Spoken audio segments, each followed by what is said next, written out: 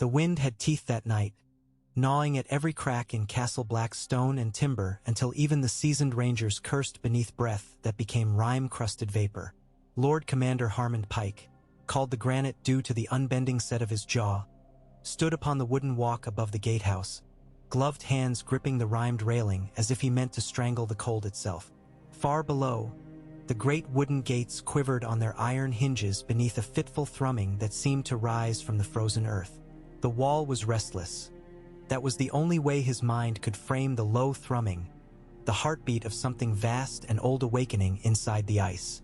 On the plain beyond the switchback path, torches burned in stuttering rows. 70 flames carried by brothers sworn to stand this watch. They might have been sparks against night's great canvas had the moon not fled behind torn clouds, leaving a darkness that felt solid, viscous. A darkness one might sink into and never climb free. Harmon strained to see past that line of torches, for rumor had come south from the farthest rangings. Rumors borne by half-frozen riders with eyes stretched wide and voices robbed by terror. Dead villages.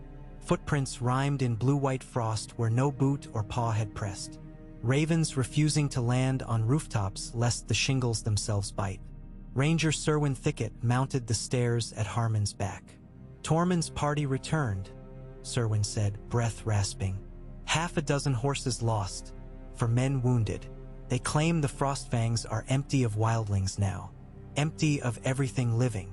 Harmon felt a quiver in his gut. He muttered, refusing to turn from the view. And the dead, Serwyn? Did they see the dead? They saw shapes, my lord, Serwyn whispered. Shapes that did not flee the torchlight so much as swallow it. A silence stretched, the kind that seems carved from stone. Harmon's gloved fingers tightened until leather creaked. Send the wounded to the healers. Post the survivors on the inner wall. They will not sleep this night. Below, torches bobbed. The heartbeat in the ice thickened.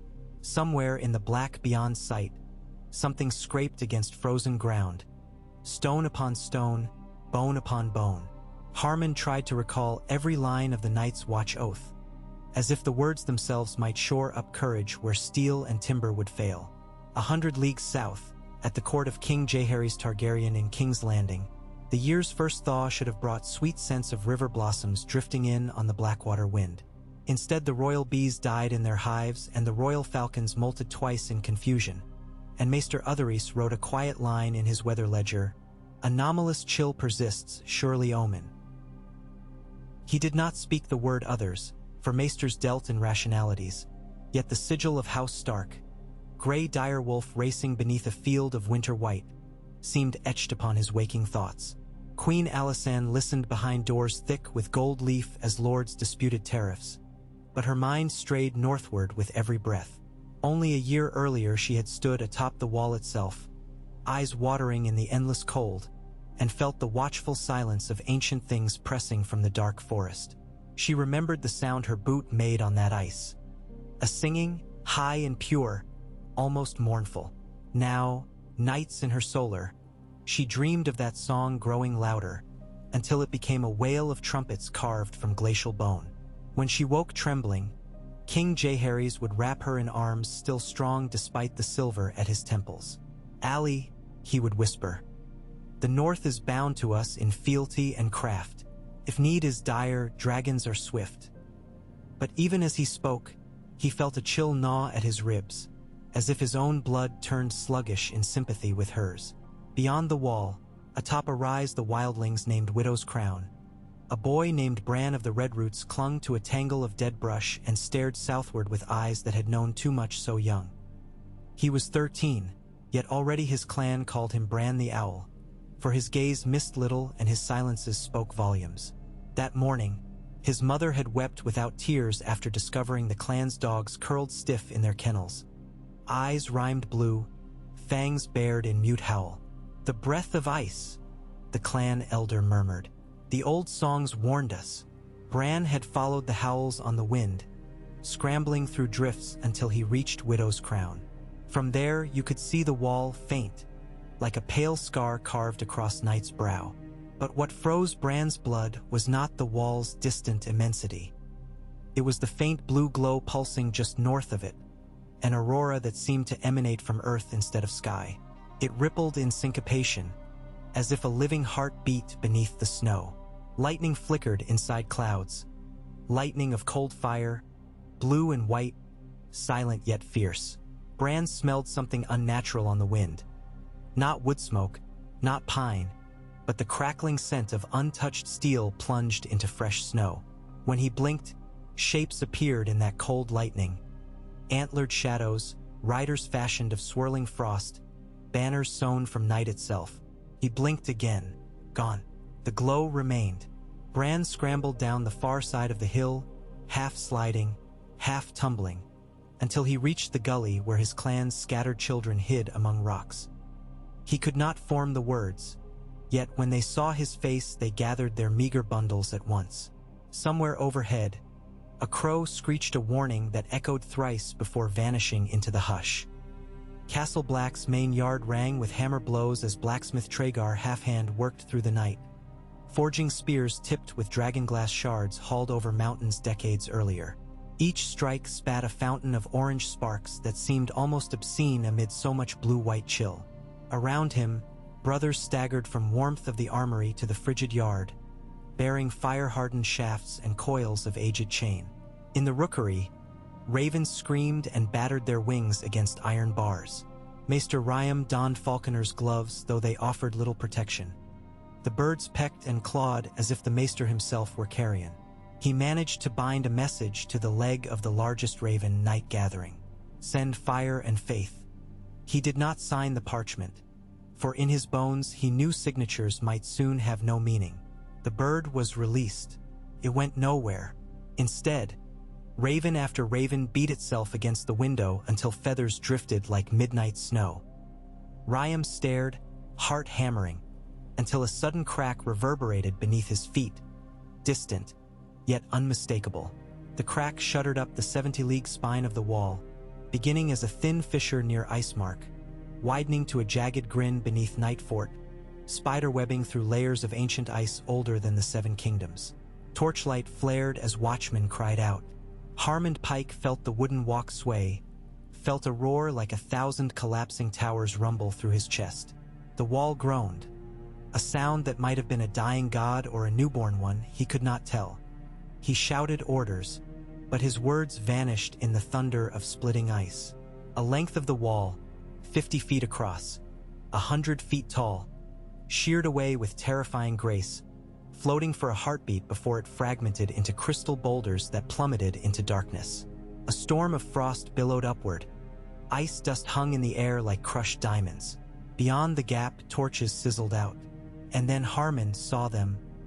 Ranks beyond counting. A tide of silhouettes limned in blue-white. Some walked, some shambled. Some rode skeletal elk whose antlers dripped frozen gore. At there moved figures taller than men, armored in ice that gleamed like moonlit glass. Their eyes burned cerulean. They carried spears wrought from frozen dawn. One figure alone stepped beyond the yawning gap, a king crowned in branching icicles, his cloak swirling with snow that never settled. His gaze swept the men upon the wall. Harmond felt his heart cease beating for one terrible moment. The king raised one hand, fingers elongated into claws of living ice, and lowered it. Wind surged, extinguishing every torch. Darkness swallowed the world. In King's Landing that same night, Queen Alysanne started awake, clutching the bed linens damp with sweat. The brazier in the corner guttered. A sudden frost filmed the silver mirror by the window. Jaehaerys stirred beside her. Before she could speak, a crackling sound, like branches splintering beneath heavy snow, rippled through the chamber though no branch was near. The king rose, summoning guards, yet the swords that arrived sweat with frost down the blades. Alysanne moved to the window. The city lay silent, but above the distant horizon, northward, a pillar of pale light flamed into the sky, straight as a lance, fading, then blazing anew. She pressed her palm to chilled glass. "The wall," she whispered. "It is crying out." Maester Otherys burst into the room, robes askew. "Your graces," he stammered. A raven from Castle Black, or rather, a raven sent. Yet it returned moments after launch, cracked beak, blinded eyes. "I have never." "Summon the small council," Jaehaerys commanded. "And the dragon keepers," Alicent added, voice steady despite the pounding of her heart. At Winterfell, Lord Ellard Stark, grandfather to the man who would one day kneel to Aegon the Conqueror, stood upon the battlements, breath silver in torchlight. The dire wolves in their pens howled in eerie unison, a dirge older than walls and words. In the Godswood, heart tree faces bled sap that glazed to crimson ice. Ellard listened to the wolves, to the groaning of timbers as the keep contracted in unnatural cold. He could almost hear footsteps in snow, tens of thousands of them, marching south through dark forests. He thought of the stories his wet nurse whispered, of a night king who wed a corpse queen and ruled from the frozen heights until the Stark of Winterfell cast him down. Those were tales to frighten green children. Yet his bones now trembled with a fear that belonged only to the waking world. He summoned every sworn sword, every kennel master, every smith. Ravens flew south, east, west, winging warnings to houses great and small. Their claws left trails of blood on parchment, for the ravens balked at leaving home. In the glass gardens, pale frost stole across fragile orchids until flowers shattered like spun sugar. The youngest of Ellard's daughters watched petals fall and murmured, "Snow with teeth." Night fell upon the north like an executioner's hood. At Queen's Crown Village, lanterns were lit, songs sung toward spirits. But songs died as shadows lengthened. A miller stepping outside to piss found hoofprints filled with glowing frost. He called his wife. They peered into the dark. Something peered back, eyes the hue of heartfire seen through glacier glass. By dawn, the village was a memory of screams caught in ice.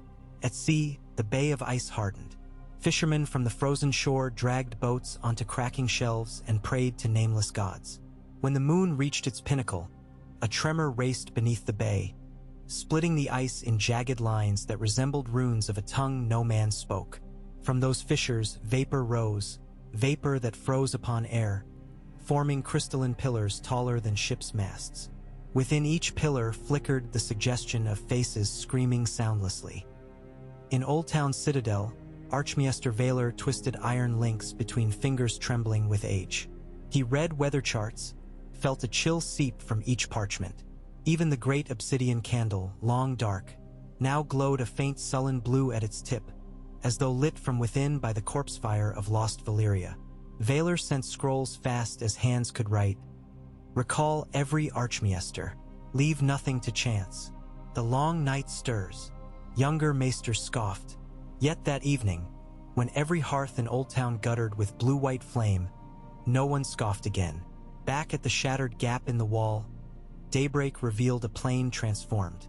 Where the host of the dead had marched now lay a highway of black ice, smooth as mirror glass, stretching southward through the haunted forest.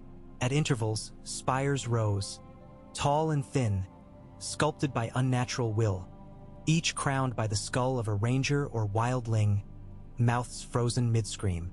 Crows clustered atop shoulders of those skulls, but none called. Lord Commander Harmon Pike survived the night, though half of Castle Black's men did not. He wrote in a charcoal-smeared ledger, "Gap yawning wide. Night King leads the dead. The wall is broken. Gods help the realms of men." Then he watched as the ledger's ink froze upon the page before it could dry.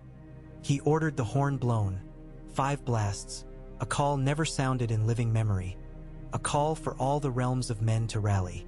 The horn shattered on the second note.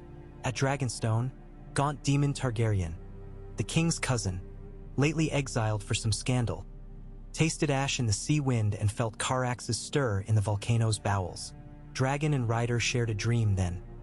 Vision of a city swallowed by a silent blizzard where statues wept icicles and the Red Keep's towers glittered like frozen knives. Demon knelt on blackened sand, forehead pressed to pumice, and spoke a single word, doom. The Night King's army advanced with mathematical inevitability. Each fallen tree, each toppled cairn, lay sheathed in blue frost as if touched by the quill of a patient scribe who sought to rewrite the map itself. Animals fled before the tide: stags, wolves, bears. Yet when exhaustion overwhelmed them, the tide swept on, and those beasts rose again, glass-eyed, joining the procession. At dusk on the 6th day after the breach, the army reached the abandoned watchpost called Greyguard. Ruined ramparts offered no resistance.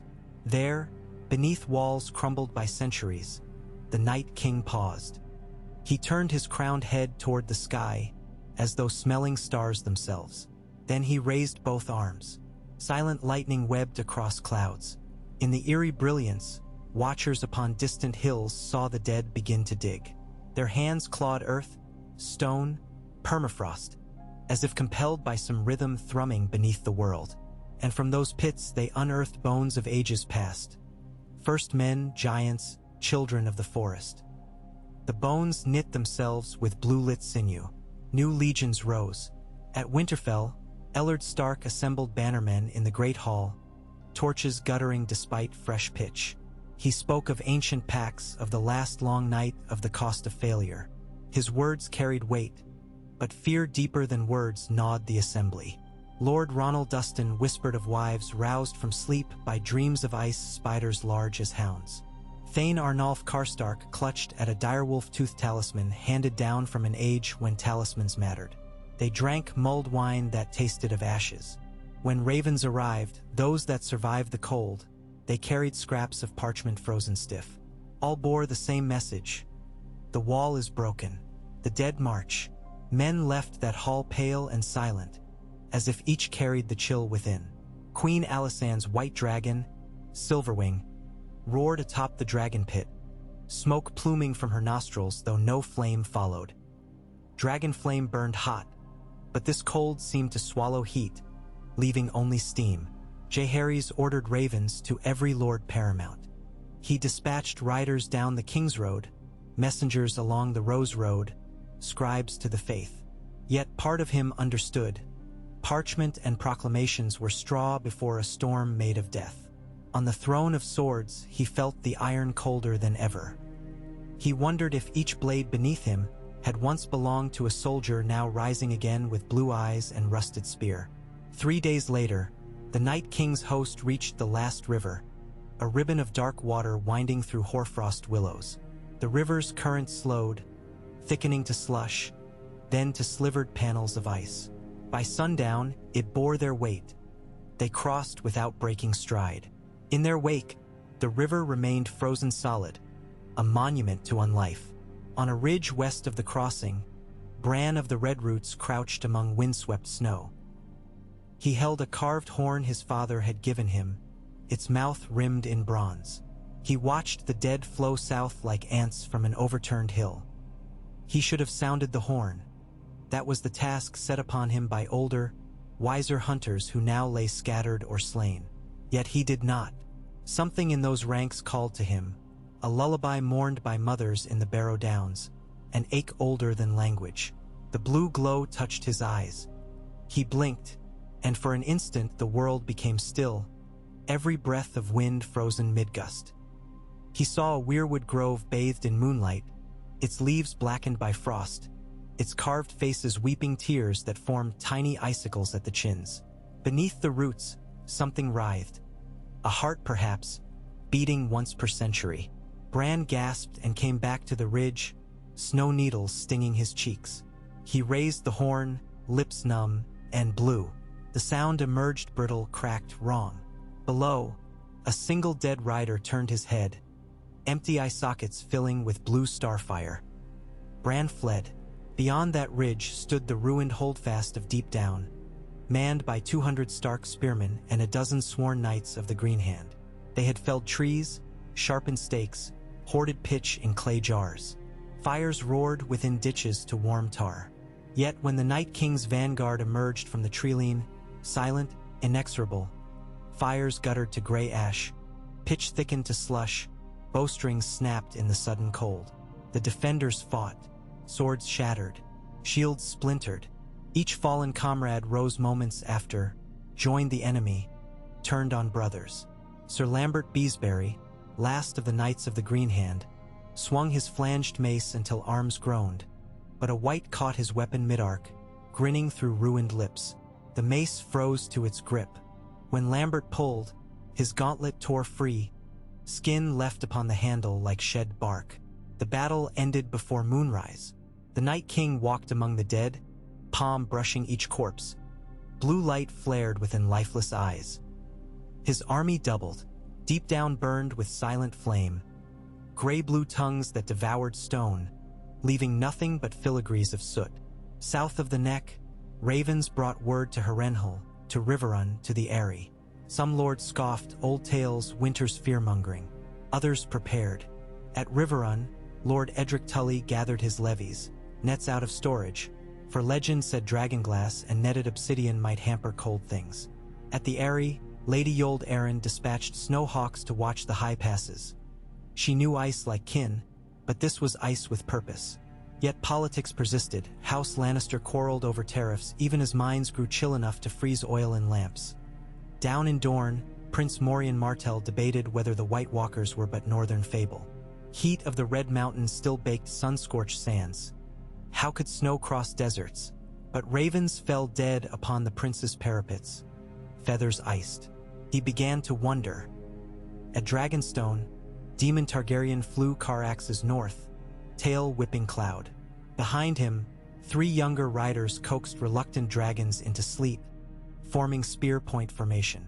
Above the clouds, moonlight glittered on scale, yet even Dragonfire, spat to clear rime from wings, seemed meek against the cold that awaited.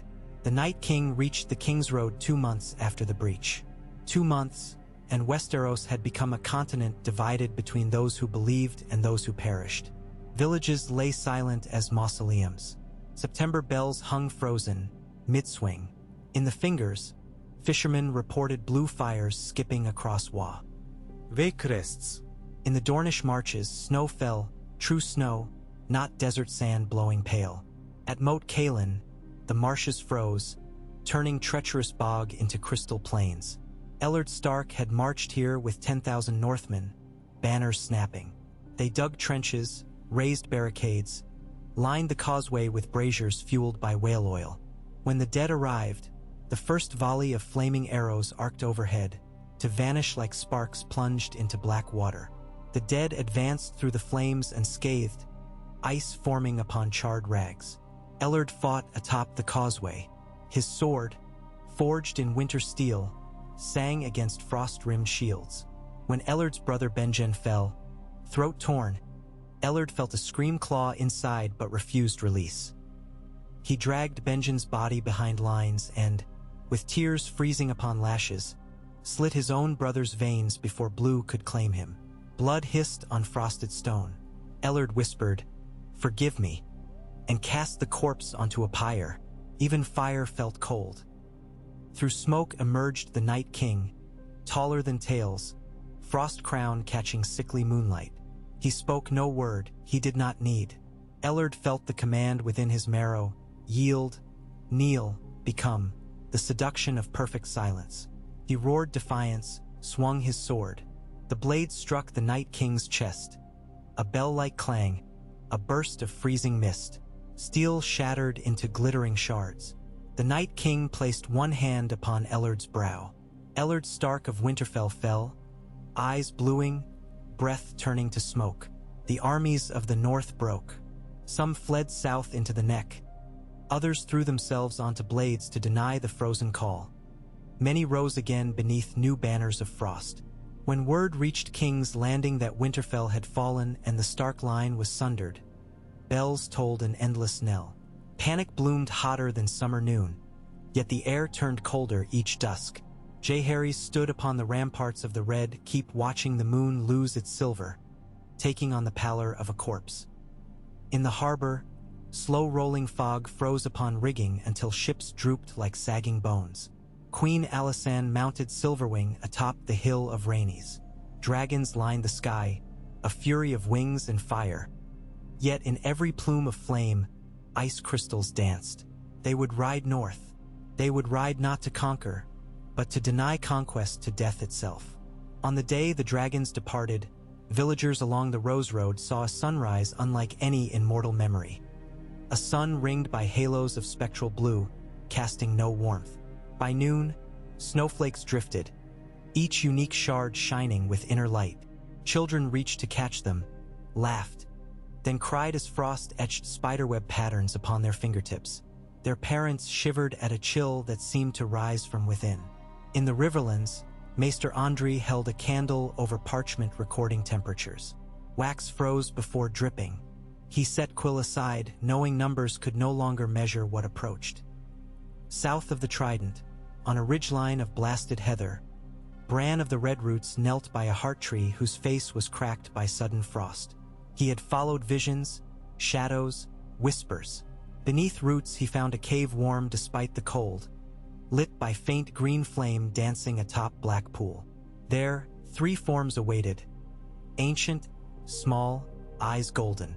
The children of the forest. They spoke in leaf-rustle tongue that Bran seemed to know though he never learned. They pressed a dagger of dragonglass into his trembling hands. They showed him glyphs etched upon cave walls, spirals, stars, a crowned skull. He saw the Night King's crown crumble to dust in a swirl of dragonfire. Saw a sword of dawn plunged into icebound heart. Saw rivers thaw, gods would leaves unfurl. They told him the war could yet be won, but only by blood so old it remembered stone circles and moon singing. Blood in him, and in others scattered like seeds on winter wind. Bran emerged at dusk. Thunder rumbled though sky was clear. Far north, a column of smoke, black streak bruising the horizon, marked where dragonfire met the dead. He gripped the dagger, felt its glass bite. The wind carried a distant roar, half dragon, half something darker. Bran started south toward the sound, toward the end. Thus dawned the long dawnless year, when fire fought ice across fields once golden and seas once warm, when kings knelt to peasants who carried obsidian blades, when dragons screamed against shadows that swallowed flame. Children were born who never saw summer's green. Mothers told lullabies of sons reborn from shard dusk. And everywhere marched the Night King, a herald of stillness, seeking the heart of men where warmth yet dared linger. The songs to come would call it the year of frost and fury, the dance of ash and snow, the dawn that needed bleeding. Yet for those who lived it, there were no names, only the endless sound of ice cracking, of breath turning to crystal, of hearts beating louder lest they be stilled. And in that year, on a battlefield of shattered roses and charred bones, the fate of Westeros would hinge upon a horn's second note, a queen astride pale fire, a boy with owl eyes, and the memory of a promise whispered beneath frozen stars. Smoke trailed behind Caraxes like a tattered banner, each ragged plume devoured almost at once by the vast, predatory cold that stalked the sky. Daemon Targaryen pressed his cheek to the wyvern-red scales between his dragon's ridges, muttering old Valyrian prayers he had never fully believed. Cloud banks shattered around them. Below, the King's Road unspooled, brown where wheels had churned mud, silver where new frost armored it, cutting through a countryside whose colors had bled away. He caught the first sight of the dead near Maidenpool, a smear of motionless ranks encamped where green pastures had lain only a fortnight before. No campfires flickered, no banners snapped in wind. Still the host stretched league upon league, statues cut from night-black ice. Caraxes roared and dived. Daemon loosed his spear of ashwood and pyreglass. It left his hand glowing ember-red, a falling star. It struck the chest of a tall wight in rusted mail. Flame flared white, then winked out, smothered by hoarfrost that raced up the shaft as fast as thought. The corpse did not even stagger. Daemon's stomach lurched. He wheeled skyward, calling fire. Caraxes answered with a bellow of such heat the very air shimmered. But where wildfire should have poured, only thin red flame hissed. A child's candle swallowed by the dark. A spray of snow crystals drifted up to meet it, and the glow died mid-arc, turning to crimson steam. Far north of that faltering blaze, Bran of the Redroots crossed the Red Fork on a bridge crusted white as bone. Hooves clopped ahead, lean horses bearing the last riders of House Smallwood. Their lord, gone, had offered Bran passage after finding him stumbling along the riverbank, hands blew round a dragonglass dagger that looked more nightmare than weapon. He answered few questions, yet Gawain kept him close, for something in the boy's stare reminded the old knight of gods with shadows that listened. They passed villages where doors stood open like ruptured hearts, each hearth choked with rime. No tracks led out.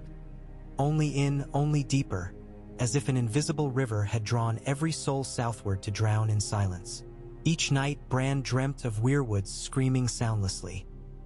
He woke with the taste of snow ash on his tongue and the surety that the wall's fall had been but the first verse of a longer dirge. When the riders made camp on the third dusk, Bran ventured to the edge of the ring of feeble fires. He placed the dragonglass dagger in the frost at his feet, knelt, and pressed both palms flat against the earth. He let his breath still, let the cold creep beneath skin and sinew until veins felt choked with ice water. Then, gently, he opened the door within himself that the children of the forest had shown him. Night rushed upward as if the world were a well. He plummeted, not down but everywhere, past beetles frozen mid-crawl beneath bark, past the slow heartbeat of buried seeds, past roots tangled round skulls grown mossy with age. He felt the wall again, or what was left of it. Shards weeping blue flame, a wound that bled winter.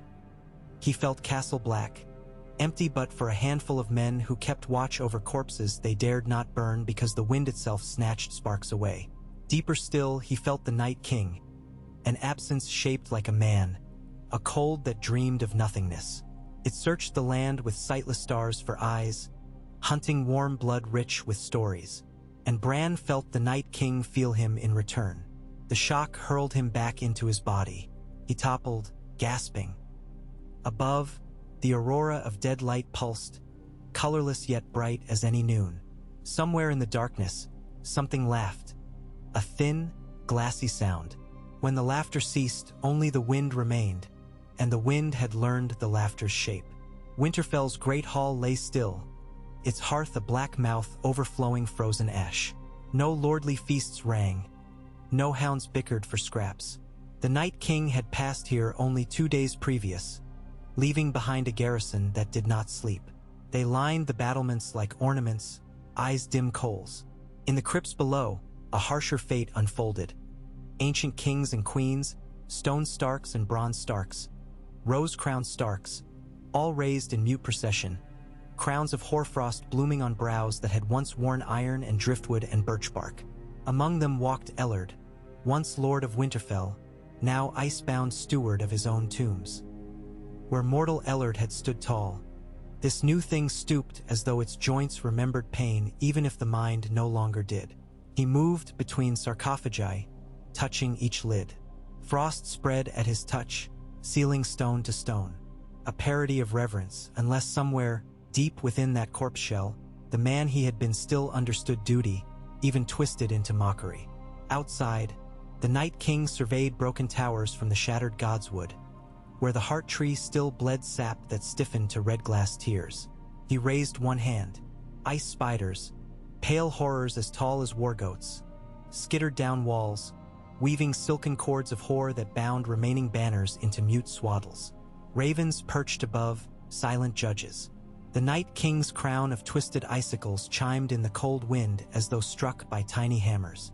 With each chime, a new crack raced through Winterfell's ramparts. Stones split like rotten fruit, snow billowing out in mortuary gusts. But he did not intend to stay. His gaze fixed south, toward broken Moat Cailin, toward the neck where the cold bogs had hardened into a perfect mirror. He moved, and Winterfell began to empty. Whites filed from every gate in ranks that seemed to warp perspective, vanishing into valley mists that carried neither echo nor scent. Above them the aurora rippled, following its master like a banner wrought from breath. King Jaehaerys Targaryen held council in the Queen's ballroom, its mighty braziers stoked to roaring, yet one could see each man's breath silvering the air. Archmaester Vaelor stood with parchment crinkling in stiff fingers. "The citadel's obsidian candle burns blue, your grace," he said, "and every glass candle across the free cities likewise. Many crack from within. The Archon of Tyrosh reports snowfall. Ser Ryam Redwine, Lord Admiral, murmured, "Snowfall on the summer sea." He almost laughed, but the sound died unborn. Jaehaerys tapped a gauntlet finger on Dark Sister's pommel. A small, restless rhythm. "How fares the muster?" 30,000 foot from the reach assembling at Bitterbridge, said Lord Mathis Rowan, voice hoarse. "But they fear to march without dragons. Dragons they shall have." Alicent entered, clad in scaled mail as pale as dawnlight, Silverwing's harness slung over one shoulder. She strode to the map table where colored stones marked armies, battles lost, roads frozen beyond passage. She moved a crimson stone, a dragon north, past the Trident, toward Harrenhal. "I will ride to meet the dead on the Green Fork. If they cross that river before it freezes entirely, we lose the spine of the realm." Demon's seat sat empty, his stone already north of Maidenpool. Jaehaerys studied his queen. "And if Silverwings flame gutters? Then I shall blind them with light, if not fire. Dragons still cast terror." She tilted her head. "Terror we must wield ere terror wields us." Wordless, Jaehaerys lifted his own dragon stone. A white one for Vermithor, set it beside hers. The council fell quiet. 2 dragons might have once seemed overkill for any foe. Now they seemed heartbreakingly few. South of the Neck, the Night King's vanguard advanced upon the ruins of Moat Cailin, which Stark loyalists had attempted to burn rather than cede. Charred palisades jutted like blackened ribs from marsh ice, smelling of pitch and sorrow. Among frozen reeds lay spearmen entombed mid-charge, their final battle cries forever sealed beneath translucent ice. The Night King paused before a mound where wildling banners lay half-fused to corpses. He knelt, pressed one clawed fingertip into the ice. A hush rippled outward, reeds bowing as if an unseen gale passed. From beneath, water rose in sudden fountains. Within each column squirmed shapes. Fish with bone-bright eyes, drowned soldiers, eels writhing like strands of ink. Flash-frozen, they became crystalline obelisks, glittering monuments to utter dominion. Then he rose and strode on. Behind him, Ellard Stark and the armies of the trampled north followed. Along the King's Road's southern miles, refugees clogged every hamlet. Septons offered thin broth and thinner hope, reciting prayers that turned to frost before reaching altar candles.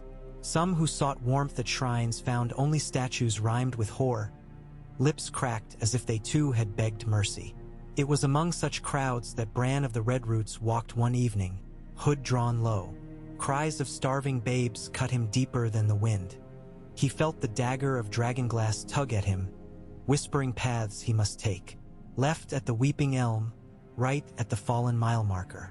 At a crossroads lit by a single guttering torch, he found a wagon circle and an argument.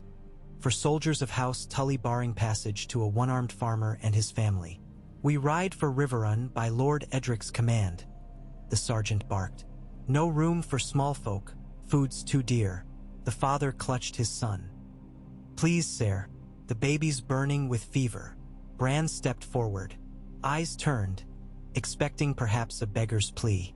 Instead, Bran drew the dragonglass dagger. Its edge shimmered with inner twilight. He spoke quietly, but every syllable carried. "Let them aboard or leave your bones for the White Walkers. There is no third path." The sergeant's lips curled. "Boy, I'll put that stone through your—" He lunged. Bran moved as the children had taught. Sidestep like bending willow, slash like cutting wind. The dagger grazed the sergeant's vambrace. Frost spread instantly, iron hissing, creeping up mail rings. The man shrieked, dropped his sword clanging, and stared at his arm sheathed in white so pure it seemed spun from moonlight. He fell to knees, weeping. Bran lifted the blade, its sheen fading. "Dragonglass remembers," he said. "So should you." Without further word, the soldiers hauled the family aboard and whipped horses south. Bran watched until wheels vanished. Then he turned too. Southwest toward Harrenhal, where Lords Tully, Blackwood, and Vance gathered what hosts they could muster. He would find them. He would make them listen. At Harrenhal, the sky always seemed bruised. Even under sun, it kept a lurid purple tinge, like a welt refusing to heal. Now snow spiraled in languid arcs, dusting the scorched towers. Lord Edric Tully stood upon King Heron's broken skull of stone, surveying camps that sprawled across the God's Eye's northern shore. Ragged banners drooped, Trout of Tully, ravens of Blackwood, burning hearts of bracken, and between them cookfires smoked fitfully, flickering blue at edges. A horn blast echoed, thin but urgent. Ice turned skyward, silhouetted against clouds, a dragon dove, long, lean, crimson. Caraxes. The beast landed beyond the outer camp, sending tents tumbling in gale-force backwash. Soldiers scattered, cursing. Demons slid from saddle, boots crunching ice. He strode toward the castle, smoke rising from the cloth of his cloak where Frost tried to feast but found only Valyrian steel threads. Edric met him in the shattered courtyard. They clasped forearms, gloves to pauldrons. Demon's face was grave. "Dragonfire fails," he told the Lord of Riverrun. "I burned 1,000 dead at Maidenpool, but each fell ember-birthed 2 more. Only dragonglass bites, or steel freshly quenched in wildfire before it cools." "So the songs were right," Edric murmured. "Yet we have scant dragonglass, and wildfire rarer still. I rode by the old quarry at Blackmont. Obsidian veins run deep there, unmined since the doom. 100 men with picks could arm 10,000. We have 500 miners from the Trident's riverbed diggings," Edric said. "They marched here seeking bread. Give them picks, not bread." Demon's eyes glittered. "Bread buys little time. Blades buy the world." They hurried to the map tower, where Edric's daughter Malora catalogued each scrap of obsidian, arrowheads, spear points, knives. When Demon entered, she bowed, hair braided tight. "Lord Targaryen," she said, "we have enough for perhaps 2 volleys for every archer, or a single dagger apiece for the front ranks." "Daggers," Demon answered. "Archers scarce hold when cold fear climbs the shafts." He fingered one crescent-bladed knife. "If the Night King bleeds at all, it will be from a wound struck arm's length." Malora pressed parchment into his hand. A sketch of an obsidian-tipped harpoon bound to dragonbone shaft. "For Caraxes," she said. "If fire fails, claws may not." Demon's brows arched. "Forge it fast. I ride at dawn." That night, Bran slipped into Harrenhal under cover of refugee wagons. He found himself before the Weeping Tower, a ruin that dripped water even in deep freeze, yet tonight its tears froze mid-fall, suspended like a net of glass strands. He traced a finger along one thread. It chimed softly, resonant, as if struck by unseen mallet. A whisper followed, closer to scent than sound, an aroma of green sap and old snow. "The children of the forest?" No, this voice bore steel within it, ironwood and dirk edge. "We hear you," Owl-eyed. Bran swallowed. "You said I'd meet them here. They come." Footsteps. He turned.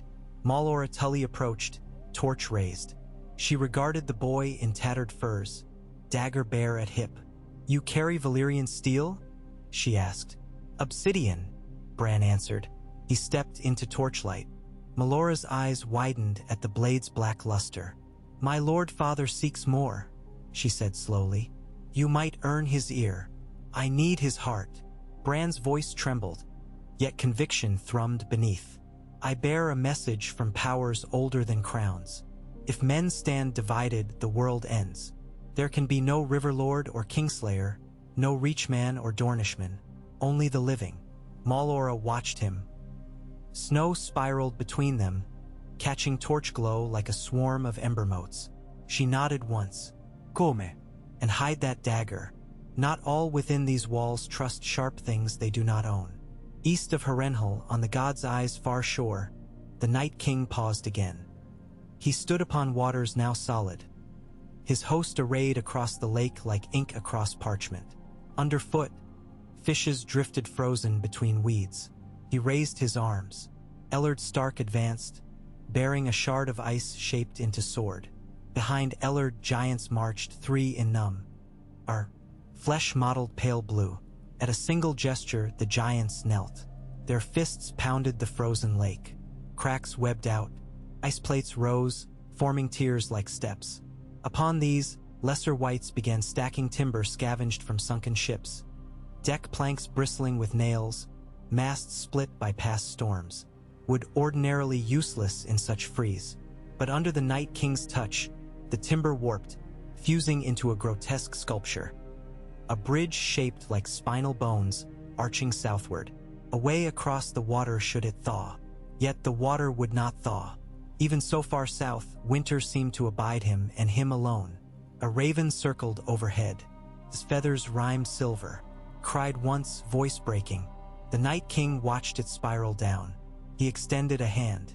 The raven landed upon wrist, talons clicking like distant hail.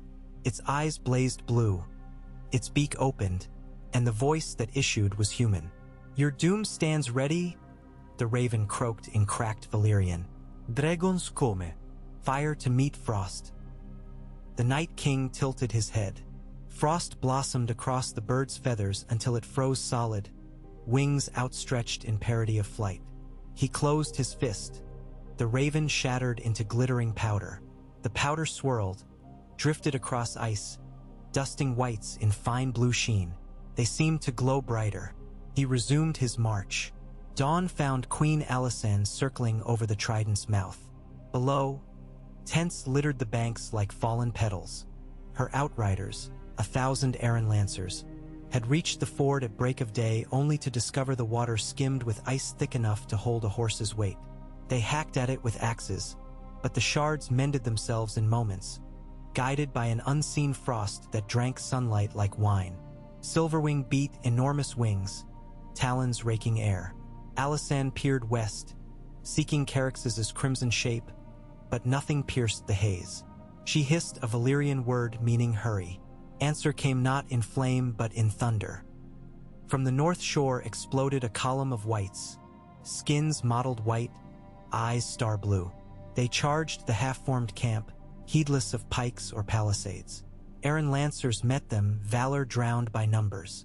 Stilrang, horses screamed. Where blood splashed the snow, rose-colored steam billowed before flash freezing into sculptures of anguish. Alysanne angled Silverwing downward. She loosed a gout of dragon flame so bright it near-matched the secret sun. Fire met frost, and died again, hissing away as though swallowed by vast lungs. But not entirely. Where the flame touched ground, whites melted into slush, bones collapsing like thawing wax. She leaned harder, forcing Silverwing to breathe deeper, until the dragon's throat shone cherry red through scales. At last the fire burned true. A path sliced through the dead. Lancers rallied, pushing whites into river ice. Yet all around more surged, ice spiders skittering over corpses to fling webs that froze armor joints. Alysanne felt fatigue gnaw at Silverwing. Dragonfire finite, dead infinite. Then a roar split the air, raw, guttural, proud. Carax's dove out of cloud, shadow enormous. Obsidian harpoon slung beneath jaw, demon crouched low in saddle. He hurled the harpoon. It speared a giant clean through the eye, dragging it backward with such force the creature's skull fractured like egg. Blue fire spurted, hissed out. Caraxes landed, tail whipping swaths of undead into the river where they cracked ice on impact. Demon vaulted, curved sword gleaming dull scarlet beneath rime. Every stroke parted white from limb. Each limb scrambled back, but Arryn archers rushed forward with dragonglass-dipped spears to pin them before they could rise. Queen and prince fought back to back. Flames flickered, wan but stubborn. Whites pressed in, trampling comrades. A spider leapt at Alysanne, fangs dripping horvenom.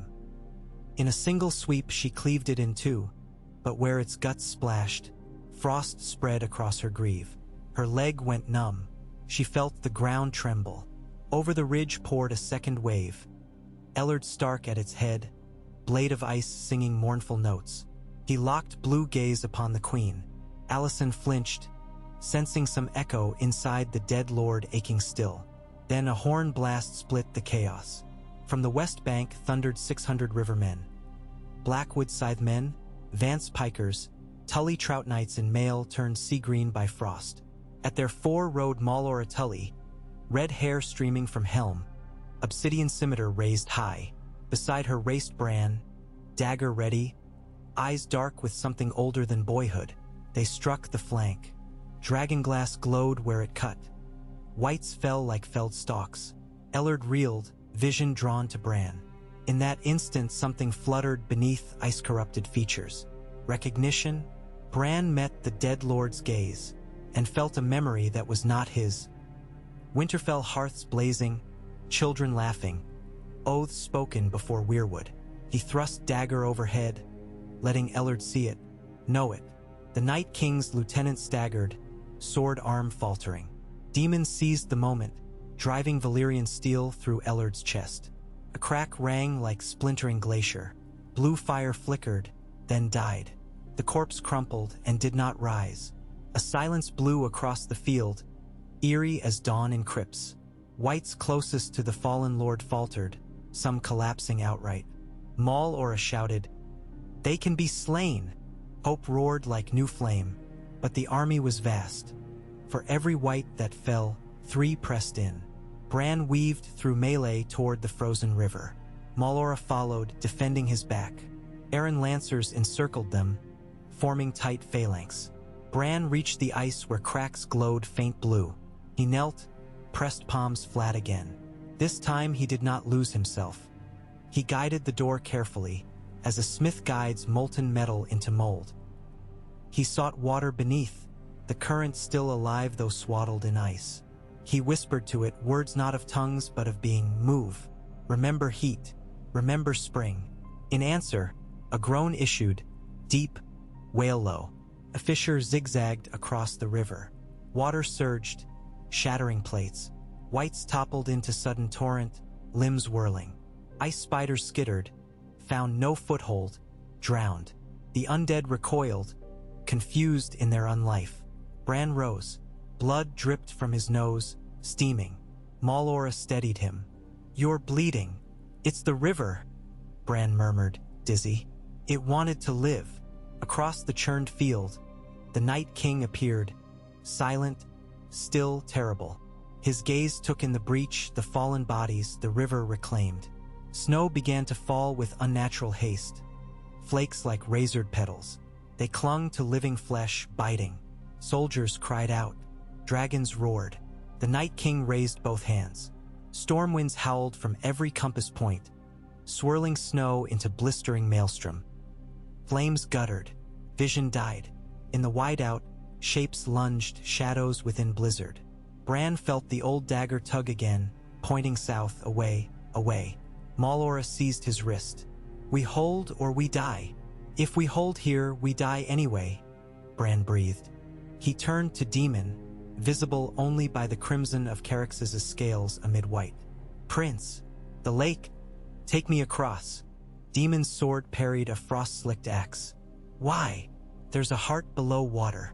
If I reach it, heart. It beats once per century and we are the century." Daemon glimpsed blue eyes closing in, felt Silverwing's fire fading.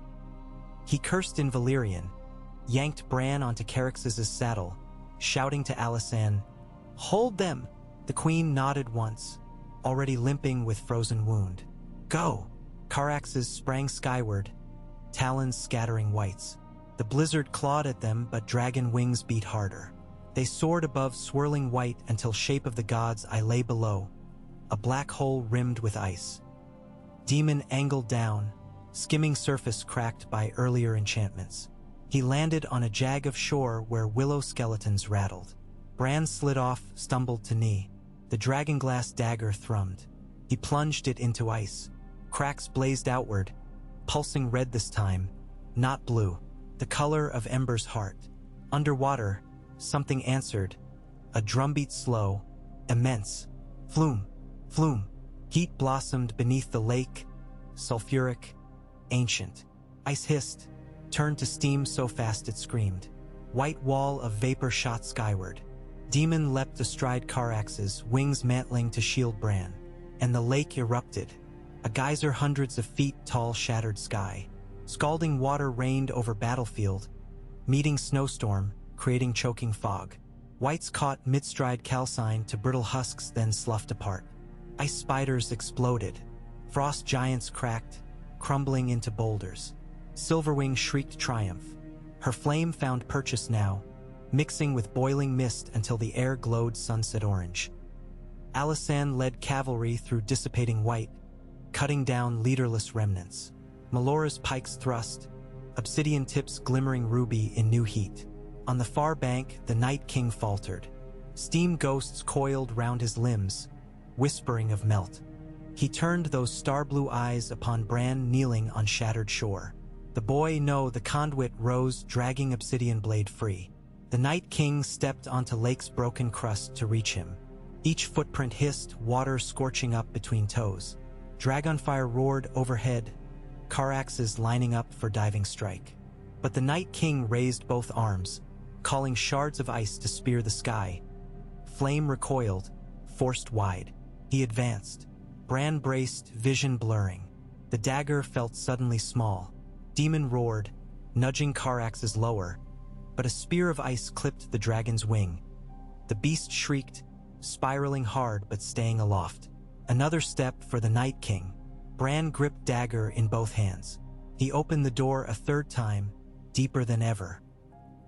He found not roots, not rivers, but fire slumbering in stone far beneath the lake, old fire, child of Earth's molten womb.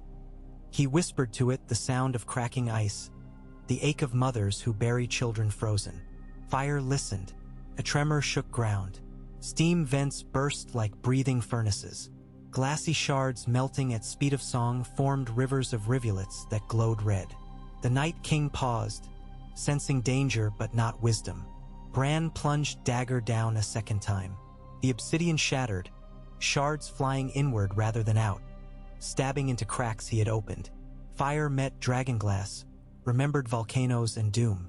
It surged up. The Night King's chest glowed blue-white, fissuring like thin crystal before forge heat. He raised claws to strike Bran, yet the claws dripped, liquefying into water that hissed on newborn steam. His crown sagged, icicles sloughing. He made a sound then, no human word, but the crack of glaciers calving. The glow within his chest shifted from blue to violet to red. In final instant, his eyes lost light, turning clear as glass. Glass that melted. He collapsed into spray. Where his body met ground, only a pool remained, water steaming, then cooling. Silence fell. No white moved. Those not already turned to slush simply collapsed. Strings cut. Snow ceased. Minutes or years later, survivors gathered on shore. Alysanne limped, aided by Malora. Demon slid from Caraxes, wing rent but whole. They looked at Bran, who lay exhausted, breath feathering in warming air. Dawn's first true rays broke clouds, gilding steam with gold. Alysanne knelt. "Child, what have you done?" "Closed one door," Bran whispered. "Many remain open." Demon gazed across horizon. In distant west, faint towers of Winterfell sagged as if a great weight lifted. He sheathed sword, eyes wet from wind and something else. "Then we march," he said softly, "north to close them all." The queen nodded. Malora offered the boy water. He drank, trembling. Above, Silverwing and Caraxes circled, their shadows meeting upon mirror-still waters that no longer froze. And though dragons roared in victory, their voices seemed hushed, awed, perhaps, by the fragile warmth returning. Steam thinned. Light grew. Across shorelines, frozen roses unfurled petals of red glass, glistening in newborn sun. The steam rose for 3 full days before subsiding, wreathing the lake in white shrouds that drifted across field and forest until the air itself smelled of boiled stone. The Trident's banks, once glassy with rime, now shimmered under a crust of half-melted ice that crackled beneath any boot step. Maester Andri of Riverrun measured the thaw at dawn and found his brass vial beaded with warmth. He wept at the sight, little sobs snatched away by wind still sharp enough to flay skin. If fire could bloom here, he reasoned, perhaps the world might yet remember summer. But when he looked north, hope faltered. A bruise of cloud loomed over the King's Road, low, rolling, pregnant with shadow. No lightning lanced within it. Rather, lightning had been devoured, leaving only a vacuum of color so absolute it stung the eyes. The maester shivered in robes already dry. He sensed something vast moving beneath that pall, something that had not ended with the Night King's dissolution. South of the lake, the host of the living bivouacked where the forest edged outward in crooked fingers. Fires burned and stayed burning, for the first time in many weeks, though each flame still shrank if left unattended, as if the very memory of frost retained teeth. Soldiers from 6 kingdoms huddled side by side, some too numb to speak, others speaking only to keep silence at bay with words that steamed in frigid air. Queen Alysanne moved through camp like a wraith clad in tarnished silver. Her frostbitten greave had been sawed away, leaving calf swathed in poultices of garlic mash and honey, remedies more fit for hearth than battlefield. Yet she limped from one company to the next, laying a bare hand on shoulders, exchanging the same sentence in 15 dialects. Warm yourselves, sharpen edges, sleep on prayer. We march at moonrise. Many would have heard such command as madness, but these soldiers had seen dragons falter and a boy split ice with thought. They no longer trusted the old measures. They trusted conviction instead, and her eyes shone with it even through pain. At the heart of camp, Demon Targaryen inspected Carax's wounded wing. The tear, though not mortal, left thin membranes sagging like ale-soaked parchment. Malora Tully oversaw a dozen smiths heating dragonbone splints crimson. They lashed the glowing spars across the rent with sinew made from cured manticore tendon, flexible even in cold, and quenched the bindings in oil laced with powdered obsidian. When the oil flared violet, Caraxes shuddered but endured, exhaling a gout of flame that lit night as bright as noon. Men winced, women cheered, sound carried into still woods, and unseen things scattered among trees. Demon waited until the roar died. Then he laid his palm on the new forgebrand scar. "Fly at sunrise," he whispered in high Valyrian. Not before. The dragon's answering rumble felt like mountains grinding. Near the western perimeter, Bran of the Red Roots sat cross-legged upon a stump, staring into a copper bowl of water. No steam rose. Instead, faint ripples glimmered with thread-thin veins of light that sketched shapes across the surface. Sigils, maps, half-remembered faces. The lad had not spoken since collapse of the lake. Now he mouthed words no one present understood. 2 children of the forest crouched in shadow beyond torch reach, black eyes gleaming, guiding his chant with soft trills from throats small as sparrow cages. When Bran emerged from the trance, Malora crouched before him. She had come with water and black bread but found him stone still, eyes alight. He blinked once, twice, as if shedding worlds. "The heart fires fade," he said quietly, every syllable rasping. "What we slew was 1 crown, but there are circlets enough for all the shadows yet." Malora swallowed hard. "Then we cut every circle." Bran shook his head. Impossible. "Too many, scattered from Shadow Tower ruins to Skagos cliffs. Close 1 door, 3 open." "Where then?" He took the bowl, tipped water onto snow. The little pool ran downhill, carving dark line toward the lake until rivulets formed an arrow. "They fetch a storm from the shattered neck, and in its eye waits something older than the Night King, older than language. If it crosses the neck, winter will coil round the south like a serpent and never loose." Malora glanced northward. Trees groaned beneath unnatural wind, their limbs coated anew with frost so heavy bark cracked. "Then we ride to meet it." She helped Bran stand.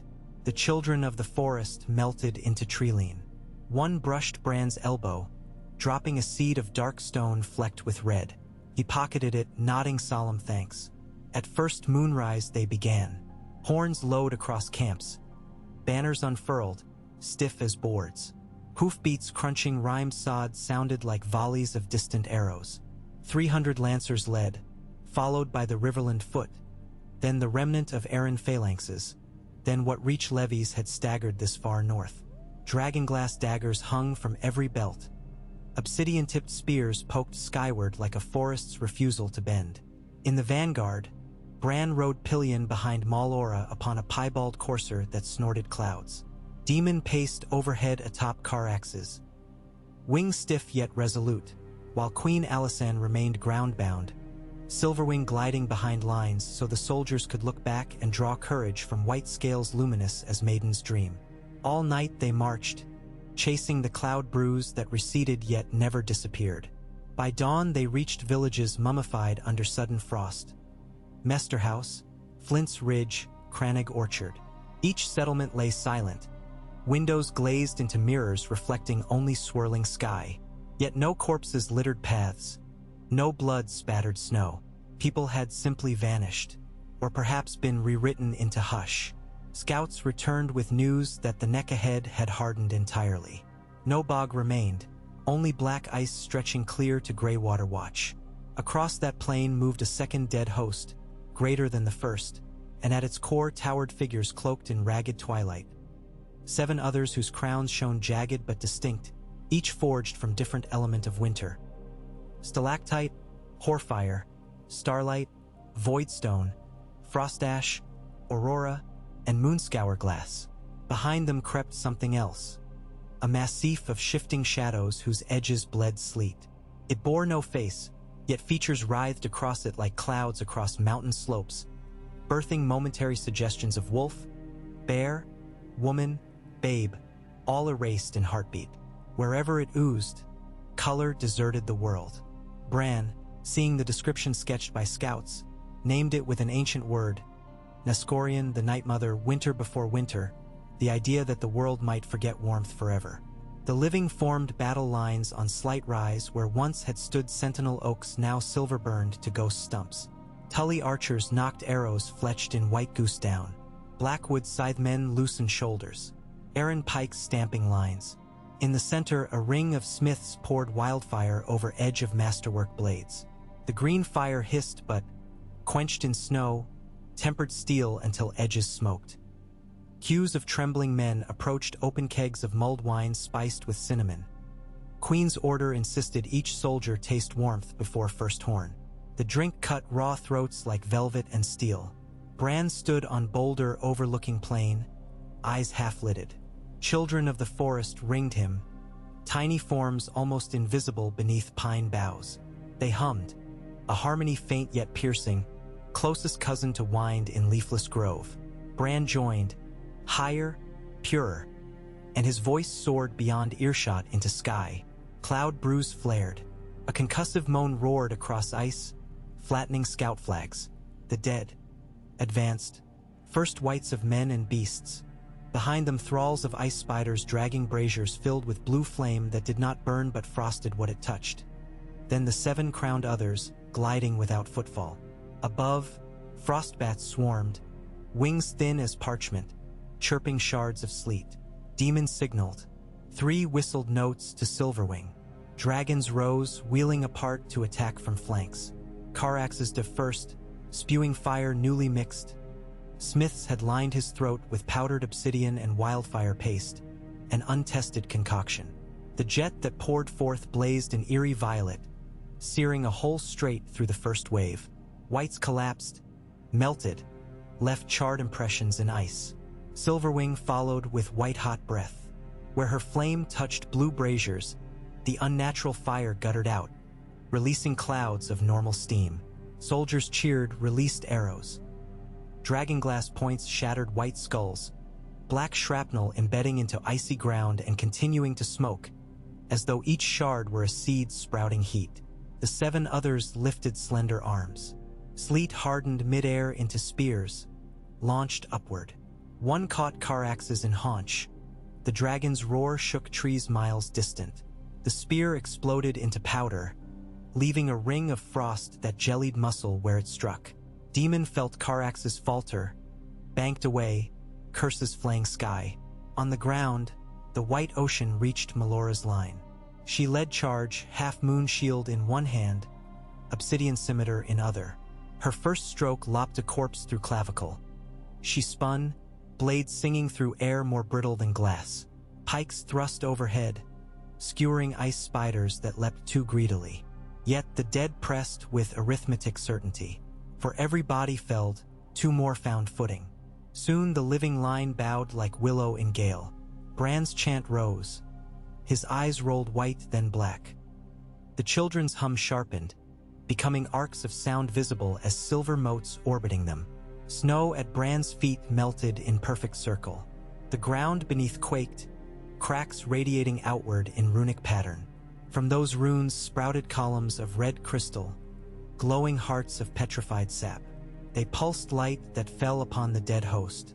Wherever crimson glow touched a white, joints stiffened, limbs locking mid-strike. Some shattered under their own weight. Even another recoiled as red flecks kissed its breastplate. Frost crown hissed. The being raised a hand to shield eyes, jagged fingers fracturing in red glow. But the nightmother mass surged forward, eclipsing glow. Its front edge reared up like tidal waves sculpted of dusk, swallowing columns of heartsap, snuffing their light. In its darkness, the whites stirred anew, unfrozen. Bran sagged. He felt sap columns fail one by one, connection screaming through marrow. The children keened, falling on all fours. Malora saw the shift, cried rally. But center rank broke, Riverlanders staggering under new weight. Corpse giants crashed into gap, swinging skeletal trees as clubs. One sweep flattened 20 men, flinging Malora aside. She slid across ice, helm ringing like struck bell. Blood pooled in ear. Aaron lancers galloped, couched dragonglass lances. They pierced giant thighs, climbing like ants. Giants toppled, crushing lines of dead beneath. Yet the lancers could not extricate in time. Whites swarmed fallen horses, biting through barding, riders screaming over crunch of ice teeth splitting belly. Queen Alysanne rode Silverwing low, scorching ground around collapsed center, merging flame with wine-soaked snow that ignited into sheets of fire. She landed beside Malora, hauled the woman to feet. Live, she hissed, short of breath. "We need your blade." Malora coughed pink, nodded once. Demon gathered 30 of Rowan's shield breakers, veteran men clad in pine-green cloaks. He pointed his black blood sword at the tallest of the 7 others, the one crowned in voidstone. "That," he growled, "and all breaks." They steeled themselves. Caraxes swooped, scattering frostbats in spiral of torn wings. Demon leapt from saddle mid-pass, landing upon Giant's dented helm, sliding down trunk-like arm into melee. Shield breakers followed, driving wedges of drag-glass spears. They formed wedge around Demon as he sprinted for the crown-bearer. The Voidstone other met his charge, conjuring blade of dark ice that seemed to swallow light. Demon's Valyrian steel rang against it, sparks of white scorching air. Each clash thawed small holes in snow, each hole refroze instant. Demon pressed, screaming curses taught by dragon lords who dared speak them only to volcanoes. Shield breakers fenced whites swirling round duel. Their circle tightened with each heartbeat. For every undead felled, fresh rose from cracks behind. The other tilted head curiosity, amusement, then thrust blade, aiming not heart but arm. Steel met bone. Demon's sword spun away into drifts. The other raised its own to cleave. A horn note cut sky single pure. Malora Tully burst through ring, obsidian scimitar arcing. The blade, forged partly from Blackmont's rare bloodstone, cleaved the other's sword above crossguard. Ice shattered, raining blue sparks. She reversed swing, slicing crown at point where circlet met temple. Voidstone cracked. Shards fell like night stars. The other screamed, a thin keening that made air shiver. Malora staggered, ears bleeding. Demon seized broken Valyrian steel with bare hand, leather glove charring. He rammed point through sundered crown into skull. The other dissolved in implosion of black ice, sucking air. Men stumbled as vacuum yanked cloaks. Blue radiance flickered across plain. Whites convulsed, some collapsing. Heart columns rekindled ruddy glow, but 5 crowned others remained. They lifted arms in unison, focusing entire winter might upon fallen champion's killer. Storm of knives formed, sleet blades whirling. Demon tugged Malora behind his tattered cloak, itself woven with scales of caraxes. Even so, ice spoke flesh, blood blossomed. Bran saw red appear across battlefield, brighter than any flame. He forced numb legs, stumbled downhill toward the duel. All children had fallen save one, a girl no taller than Bran's hip, whose gold eyes burned with grief older than continents. She offered Bran her own dragonglass-dipped spear, handle woven of living root. Bran accepted, feeling something stir from spear into ribs, sap racing. He sprinted, feet light as crow's shadow, eyes locked on the five. Silverwing and Carax's dove again, wings overlapping, twin fire torrents merging into aurora of violet white that seared the path before Bran. Flames parted whites like iron parted wool. But the others countered, drawing heat upward into swirling halo that damned flame to steam, which refroze midair into hail scythes raining back on living. Bran leapt across jagged ice. He thrust root spear downward, channeling surge of sapphire. Spear had struck ground, cracks filled with pulsing scarlet. The glow raced beneath feet of the five others, blossoming upward into pillars encasing them. For heartbeat they stood immobilized, statues lit from within by caustic sunrise. Bran raced at nearest the moonscour glass crown. He drove spear through chest, glass met glass. A hiss, then shatter. The other exploded into snow dust spangled with sparks.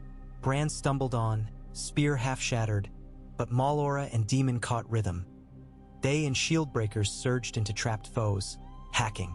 Two more crowns shattered. The remaining pair shrieked, broke free of crimson grip. They slammed palms to ice, summoning rift that yawned at living's feet. Chasms snaked, swallowing men. Malora slipped, dangling by gauntlet on fractured lip. White scrambled below, clawing. Bran cast broken spear over edge, pinning closest white to chasm side, forming handhold for Malora. She hauled up, snarling. Queen Alysanne signaled archers. 100 arrows took flight, every tip dragonglass. They fell in black rain onto the two escaping others. Most shattered harmlessly, but 3 found chinks in frost armor. Splinters bit, cracks radiated.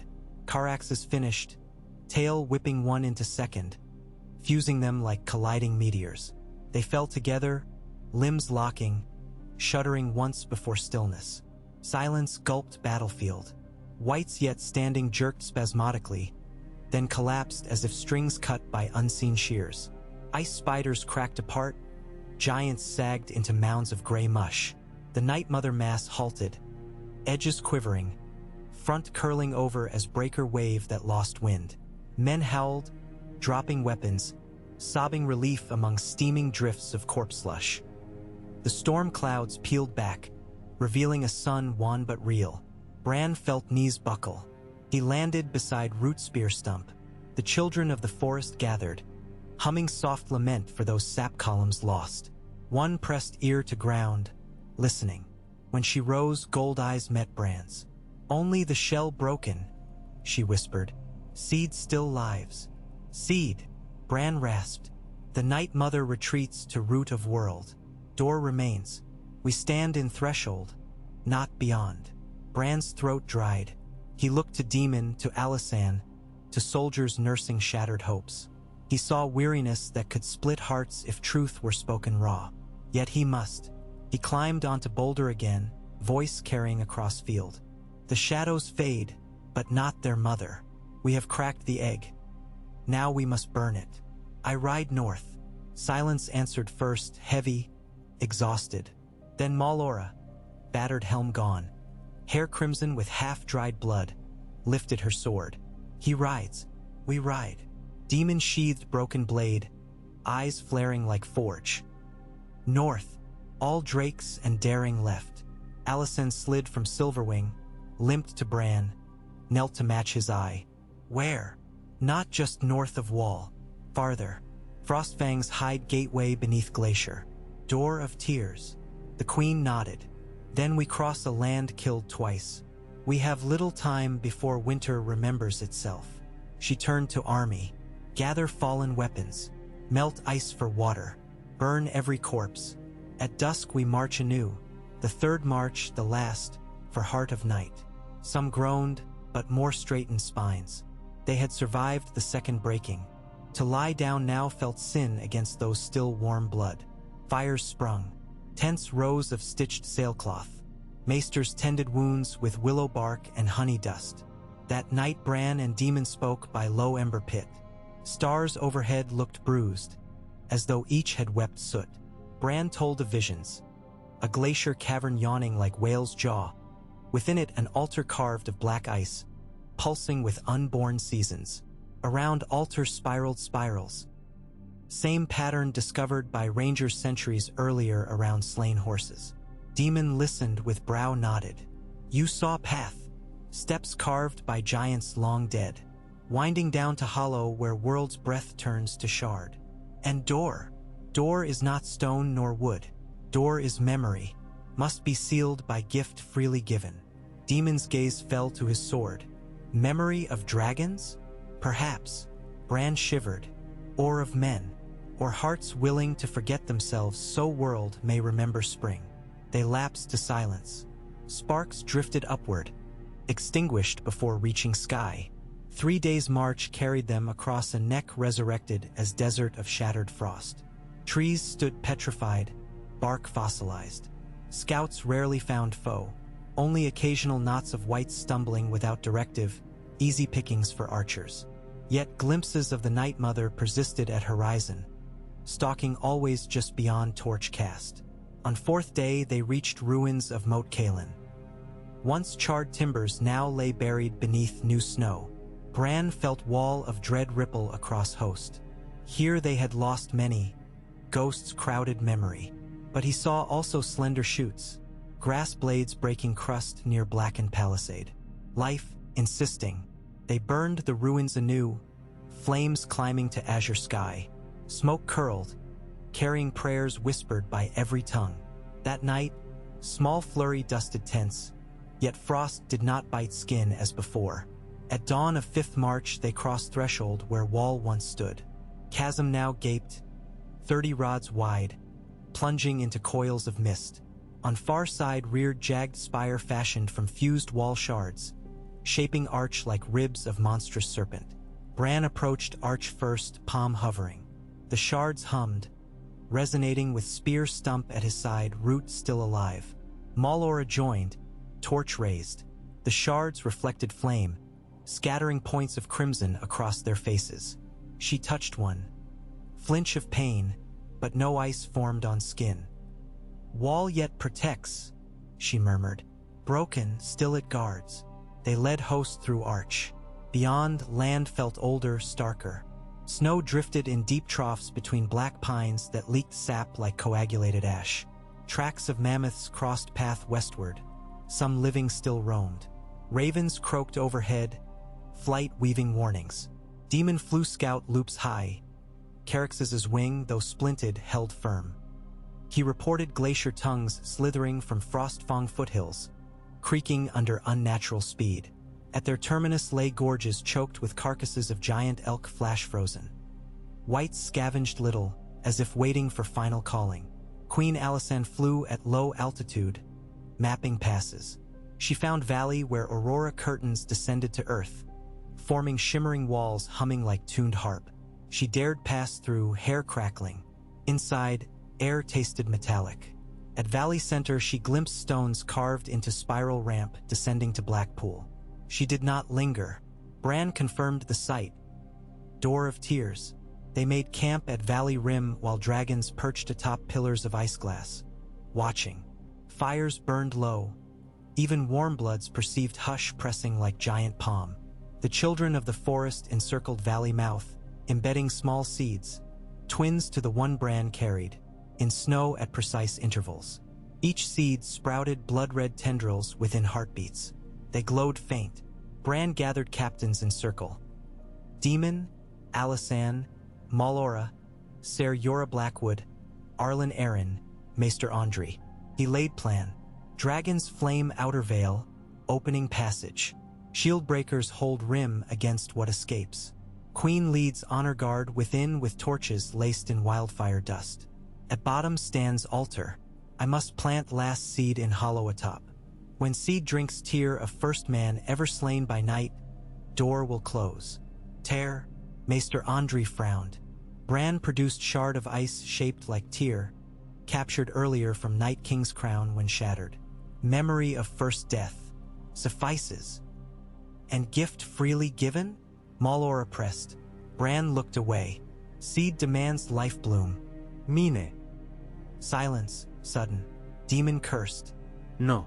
Too many have died that others may dream of summer. Choose another price. No other binds seed to heart of weir, Bran said softly. I carry root braid inside rib now. My blood feeds column. Malora clenched fist. Then I descend with you. We all descend, Alysanne declared. If boy must bleed, we share risk. Demon inclined head, though jaw grit rock. At dusk, dragons drew deep breath and loosed twin pillars of violet white into Aurora walls. Curtains sizzled, parted with shriek reminiscent of iron nails across plate. Living soldiers cheered, though cheer died quick, swallowed by Valley's hush. Honor guard of 50 advanced. Alysanne at 4, Demon and Malora flanking, Bran small under Branwolf cloak, children scurrying between boots. Torch flames changed hue as they entered, burning green-blue. The spiral ramp slanted downward, each tier inscribed with runes that ached to read. The farther they descended, the thicker air became, dense with flavors of snow melt and furnace smoke simultaneously. Frost stalactites drooped overhead yet wept warm droplets. Footing slid between ice and damp basalt. The children pressed palms to runes. They glowed, casting ruby lattice across corridor. Ahead, altar emerged. Block of black ice streaked with scarlet veins pulsing like slow heartbeat. Around base, bones of giants and men arranged in spiral, each skull facing inward. Frost smoke leaked from mouth of block, curling upward to vanish against unseen ceiling. Bran stepped forward, lifting shard tier. He placed it atop altar. Shard fused, sinking half-inch. He withdrew dragonglass seed from pouch, set in center of shard. Veins in altar flared crimson. A low moan rolled up walls, through bones. Soldiers shivered. Aura of valley intensified. Aurora arcs inside chamber now, swirling. A way up ramp, roars echoed. Whites spilling through breach. Shield breakers clashed. Clangor distant thunder. Demon and Malora planted themselves at Bran's back, weapons ready. Alysanne tilted torch, flames crawling along altar's edge. Heat met cold, birthing clouds of vapor that froze into snowflakes mid-air, falling in swirl. The seed opened, petals of black obsidian unfolding to reveal inner fruit of molten gold. Pulsed. Bran drew dagger from Malora's hip, same bloodstone edge. He sliced palm. Blood dripped onto seed. Sizzled, hissed like iron quenched. Altar shook. Above, nightmother shrieked. Vast sound shivering valley. Shadows poured through ramp entrance, forming pillars of dusk coalescing into shapes. Faces sobbing, arms grasping. Demon split first with Valyrian steel. Blade passed like through water, yet shadow recoiled, rent. Malora swept scimitar, scattering others. Queen Alysanne thrust torch into charging white wearing rust-eaten stark armor. Fire ravaged corpse. It dissolved into slurry.